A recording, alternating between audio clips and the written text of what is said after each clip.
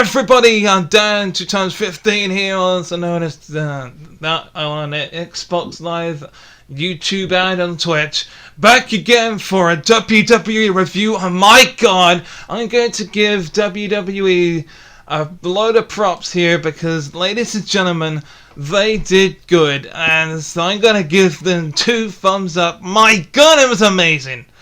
I can't believe how great it really was, and you know, I really enjoyed it. I 100%, that's 2 thumbs up from me. But here with me to help review it today is the same person that helped me make the predictions. I have Jaxson on the Discord here with me. And Jaxson, my god, I don't know if you saw it yesterday live or if you saw it today. How are you feeling today as I'm rocking on my Sami Zayn t-shirt? How are you doing, buddy? I'm doing fantastic. I watched it live last night, and holy shit, they delivered with the match. It was amazing. 2 thumbs up for me. I was out of my seat most of the time, just jumping around because it was crazy. The start was amazing. The middle of the show was amazing. The ending was incredible. Without a doubt. It was unbelievable. And then now we are officially on the road to WrestleMania, but I can agree that Elimination Chamber felt like WrestleMania. Definitely. Now, let's go on to the review of the road to WrestleMania, the Elimination Chamber 2023, starting off with the hell that we went through in the Elimination Chamber. It was the women's Elimination Chamber, and my god, I made a good few predictions for that match, if I'm not mistaken. Yes, it was to determine who would face Bianca Belair for the Raw Women's Championship at WrestleMania, and my god almighty, it was incredible. And you were right with one of your predictions. I believe you said Raquel would be the one putting someone through a pod, and that's what happened, and she did. And it was Nikki Cross that went through the pod, and Nikki Cross was the first one to be eliminated, and Nikki Cross also jumped off of the pod onto. I think you even predicted her to do that because she's like. You predicted that something like was gonna happen. It was her that did it. So you called that one, and I think we were both right with the winner because first of all, I say Liv Morgan starting off the chamber match. I think we kind of got that one right too. She started off with Natalya. Yep. We said Liv and Raquel would start, but it was Liv and Natalya. But hey, live in front of her home country of Montreal, Quebec, Canada, not too far off where she's from, and the Hart family is indeed very well known in Montreal, Quebec, Canada. But hey, I'm pretty sure she did her dad proud and her Uncle Bret Hart proud, but not as good. Liv Morgan, though, I felt sorry for her. She got herself, she had to give up in that matchup because she was in the sharpshooter and an armbar from Asuka. So I think she was like the second person to be eliminated in that matchup. And I feel like I don't know what they should have done because ever since Asuka spent time away from WWE, everyone knew she was going to turn heel, and she did.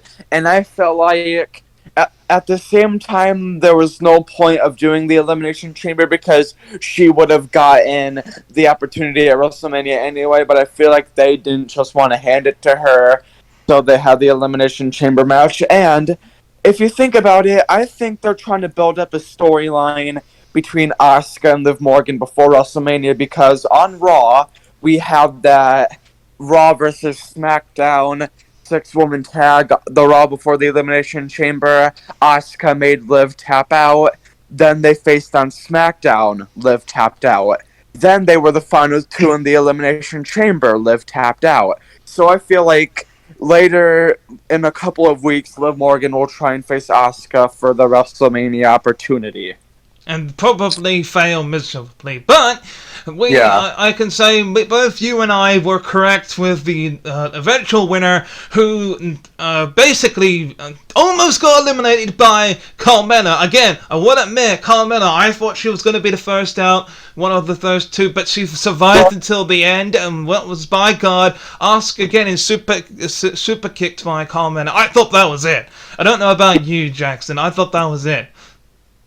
And this is what I expected to happen. Carmella being a little pussy bitch baby and just hiding in the pod with Corey Graves cheering her on. But then when Asuka came in to the match, she got in control of Carmella. And yeah, that match, it wasn't the best, but it wasn't the worst. I would say that match was pretty good. But now that we got that out of the way, let's move on to the next next matchup. So yeah, Asuka with the victory in the Elimination Chamber. She goes to face Bianca Belair at WrestleMania for the Raw Women's Championship. But I think we all know who's that. Yeah, but we're gonna move on, like you said, Jaxson. It's gonna be the almighty Bobby Lashley versus Brock Lesnar. Oh God. Technical difficulties, folks. Sorry, my microphone was glitching out. I apologize about that. You are right. The next match, part 3, to the Beast Incarnate versus the Almighty Bobby Lashley. And you said that at the start of the match there'd be a huge brawl, like before the bell the bell rung. And they did have a huge brawl. I'm glad it wasn't a repeat of Crown Jewel where Bobby was kicking Brock's ass. They actually had a good fight. Like I said in the predictions video, I wasn't into the feud or the match, but now after the match, I was very interested in it. And see, I feel like... I must say myself, I thought something was going to go down. I thought it was going to be a proper victory. I thought there was going to be either Bobby Lashley or Brock Lesnar winning, and then I thought that maybe Bray Wyatt was going to walk out and go run. But nothing happened. It was a case of it was an okay match. F5s. Yeah. Spears galore. There wasn't a single German suplex, which disappointed me, but there was a Hurt Lock moment, but that's coming up in a minute. We're going to tell you about that Hurt Lock moment, and it was kind of disappointing the way it ended with the low blow from Brock Lesnar. He could have done better to do that. Brock Lesnar knew he was going to tap out, but he didn't, so he went low, resulting in it getting himself disqualified, continued the assault on Bobby and the ref, and I thought that we were going to see the reunition of the Her Business, getting involved somehow to get Bobby the win, but no, they didn't. And like you said, I thought that when Brock Lesnar was continuing the assault on Bobby Lashley and the ref, I thought we were going to see Bray Wyatt and Uncle Howdy. Now, this gives me the idea that Bray Wyatt and Uncle Howdy challenged either one of them. I'm afraid that we won't see Bobby Lashley versus Brock Lesnar in a last man standing match at WrestleMania, which I would love to see, but that's probably not the case. And there's another match that I would want to see, Bray Wyatt versus Uncle Howdy, but maybe not. Yeah, unfortunately, you might be right. Maybe not in this scenario. But hey, we'll just see where this is going with the whole Bray Wyatt versus. Well, here's the thing. My question is to you, Jaxson. Even though technically Bobby Lashley was the victor, and as I said to you before we started recording here, that it was Bray Wyatt that said he's going after the man that's going to be the last man standing. Whoever comes out, on top. Realistically, he never said whoever wins. He said, and it was Brock Lesnar. And it was Brock Lesnar. Indeed, it was. So maybe we'll see Bray Wyatt versus Brock Lesnar. But my question is, if that was to happen to you, Jaxson, do you think it'll be a one-man show and Brock Lesnar beats the living shit out of Bray Wyatt, or will Bray Wyatt actually give him a fight to remember. I don't know. We'll just have to see. Maybe they'll start. Maybe we'll just have to tune into Raw or SmackDown with the promos and stuff. I don't know. Like I said, to make the match even better and to not have the ending like it did, they should have at least made it no disqualification. Yeah, it would have made more sense. But even though that was to me a 2.5 star, maybe 2.5 stars match, and well, technically Bobby Lashley, 3 for me. yeah, technically speaking, Bobby Lashley won, but overall, Brock Lesnar, like I said, Bobby Lashley won the match, but Brock Lesnar has won a war. Yeah. So let's go on to the next match, and one of the main matches of the night, the Judgment Day versus Edge and Beth Phoenix. Oh my God! Shit. Holy shit! That still surprises me. How Edge is fucking 50 years old and he can still move like that. Oh yeah, I mean, oh my God, the profanity of Montreal, Jesus Christ! Oh my! Not only did they do "F-U" Dominic, they did "F-U" Roman. Oh my God, that was a live ass crowd, and I can tell you, they didn't do that just for that match. They did "Fuck you, Roman" throughout the show. They even did that on SmackDown. That's why they had to like blur out the audio for like 5 minutes straight on SmackDown. Oh yeah, and here's the thing. I agree. That was a hell of a match between the Judgment Day and Edge and Beth Phoenix. There was a one split second where I thought that maybe the Judgment Day were going to win, but no. That hesitated drop kick reversed into a spear. 1, 2, 3. Edge and Beth Phoenix win. And I don't know about you. I don't know if you were too young to remember Luna Vachon, but Beth Phoenix's face paint was a tribute to the late great Luna Vachon. That was a good. I know that. I know who she is. I go back and do my research. And even though the Judgment Day lost, like I said, this doesn't affect Rhea Ripley because she still has her main event title match at WrestleMania, and it seems like Edge and Beth are happy that they got their revenge. That kind of scares me that officially ends things. Because we all know that like this rivalry is so heated that it never is. It's not ended yet. I feel like it's not ended yet. You might be right when it came to the predictions where you said there's going to be a match between Finn Balor and Edge, and I feel like there is. I think. Yeah. Remember when Corey Graves he said it on commentary? Edge and Beth Phoenix are the last team standing. That quote there makes me think that's a little plant of the seeds where I feel like there's going to be a last man standing match between Edge and Finn Balor. That's what I think is going to happen. I thought that was a hint. Yeah, and as much as I would love to see a last man standing, I mean, ever since like the rivalry between Finn Balor and Edge really got heated, the dream match that everyone's been wanting to see at WrestleMania, the Showcase of Immortals, is Edge versus the Demon Finn Balor inside Hell in a Cell. But unfortunately, I feel like that because of the way it was hinted, I think they might get a last man standing match. But either way, if it's Hell in a Cell, last man standing match, I'm going to be lit for it. I'm going to be happy for it. And if anything, because of this victory with Edge and Beth Phoenix on the Elimination Chamber, I think that Finn Balor, whether it be a last man standing, or whether it be Hell in the Cell, or whatever match it will be, I hate to say this, but I think Finn Balor should win. Yeah, and I was kind of upset that Rey Mysterio didn't come out during the mixed tag match, because they could have done a huge teaser. They could have done a huge teaser for the Rey and Dominic match at WrestleMania, which we all know is bound to happen. I mean, it doesn't matter when they when they decide to do it, it's gonna happen. I know the perfect place that they could have set that up. Do you know when Edge was chasing Dominic out of the arena? and he ran off faster than Speedy Gonzalez towards the ramp. Rey Mysterio could have been there and stopped him, started to beat him up, and maybe threw him into Edge for a spear or something.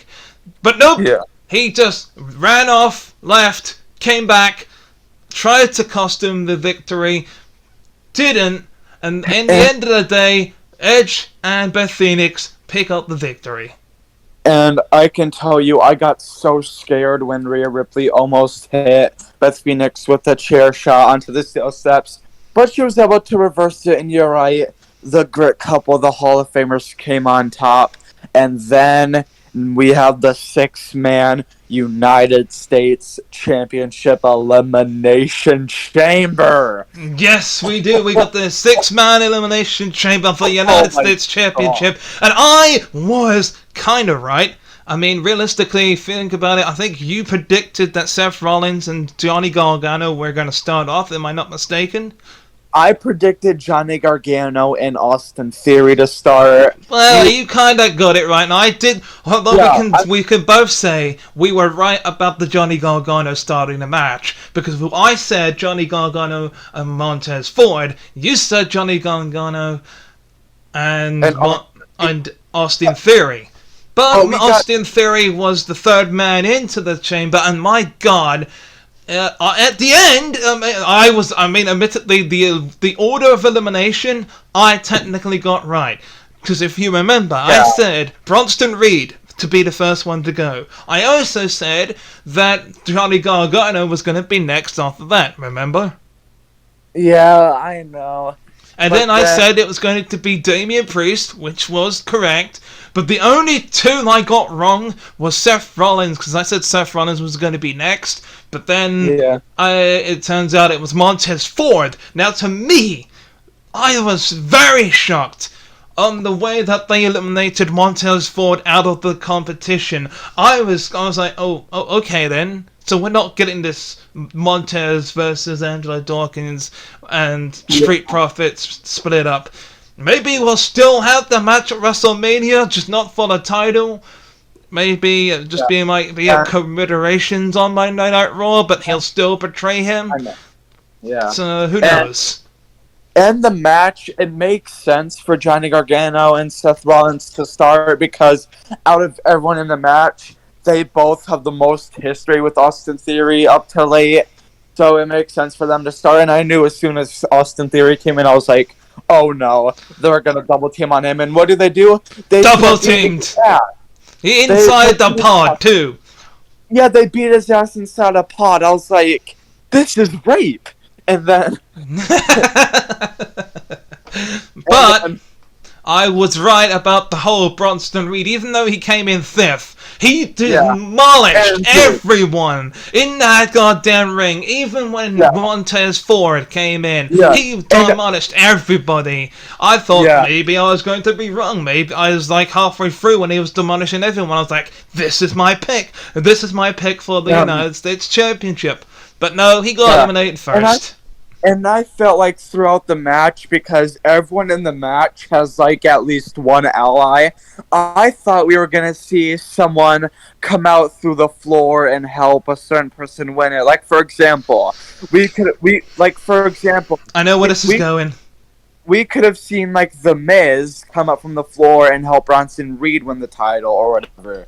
We could have seen a member of the Judgment Day come out through the floor and help Damian Priest. We could have saw Angelo Dawkins of the Elimination Chamber. I do know what you mean about that, by the way. But, you, technically speaking, what you're saying was actually true. Hang on. Yes, because it's actually true. It was actually true. When the medical staff were helping Montez Ford escape, we saw Logan Paul run into the chamber, hit Seth with a clothesline, hit the stomp to help Theory retain. That basically confirmed that we're seeing Logan Paul versus Seth Rollins at WrestleMania because Logan Paul eliminated Seth in the Rumble. People wouldn't stop bothering Seth about it. They're like, Logan Paul should stay in his place. Oh, he put Seth in his place by hitting him with Oh, the by the stomp. way, if you was there with me, watching it with me, I lost my shit when I saw Logan Paul come down and a freaking attack. I was like, fuck off, go away, Logan, nobody wants you. But it's setting up the match between Logan Paul and Seth Rollins at WrestleMania. It's going to be a hell of a banger, Jaxson, that's for sure. That gives Seth Rollins at least a WrestleMania match, and it gives Logan Paul a WrestleMania moment. And the highlight of the Elimination Chamber 100% is when Montez Ford climbed onto the roof and jumped on Hogan. I said that was going to happen. But not in a way that I was expecting, but I technically predicted it. Didn't I? I said he was going to jump off at the top of it and land on Austin Theory to win, but he still did it regardless. But you know what was the highlight for me? Sami Zayn versus Roman Reigns. What a match! It was 100. I didn't even. Usually I put my hands in the air. I usually acknowledge the tribal chief. Not tonight. I usually no. Not today. Not tonight. I did not do that. Everyone was shouting out, fuck you, Roman, and Roman sucks. Every single name under the sun was giving to Roman Reigns there. It was hilarious at its best. At one point, I thought maybe the match wasn't even going to start because the crowd was taking over so much. But the ending of the match was brilliant because, first of all, Dan Angler, he got knocked out as the referee. Dan Angler, he got knocked out because of a few splashes in the corner. And that's when, that Haluva kick, I think it was 1, 2, 3, 4, 5, 6, 7, 8, 9, 10. Then that's when Jimmy Uso comes down and he beats the shit out Super Kick City to Sami Zayn. Uso splash. Sami Zayn kicks out after the ref gets back in the ring, and then I believe the ref gets knocked out with the Superman punch. Yep, the extra referee that slides in, that referee, he gets knocked out by the Superman punch, and you know what happens next? That's when we see Paul Heyman, that walrus, that goddamn slimy weasel on the outside, get in the chair, passes it to Roman. He goes to attack him, but here's Jey Uso. Everyone's is in the middle of the ring. Stops Roman from hitting Sami. He's like, you do it. He's about to hit Sami. See, here's the scenario here. It's Jey Uso. Roman is shoving Jey like he did at the Royal Rumble, and I thought Jey was going to turn on Roman, but no, Sami hit Jey with the spear. Okay, fine. Tell everyone. I was going to say there was a case. I was going to try and build up the suspense there, but thank you very much for that, Jaxson. But yeah, it was good. As I was saying, the Roman Reigns Jimmy Uso moment for me was a kind of will he, won't he's moment, and that's what I love about wrestling is will he betray him? Will he attack Sami? No, he just gets accidentally speared, and I'm pretty sure Jey Uso didn't even realize that was an accident because he didn't go after Sami Zayn afterwards. But you're right, it was a spear and it was accidental, but the ending was phenomenal. It was a bit of a letdown, but for the Montreal fans, I was like, okay, Montreal, what did you expect? Yeah, Roman speared Sami, and then the Bloodline tried to beat him down. Then we saw KO help Sami. Stunnered Paul Heyman after that little weasel started to punch him.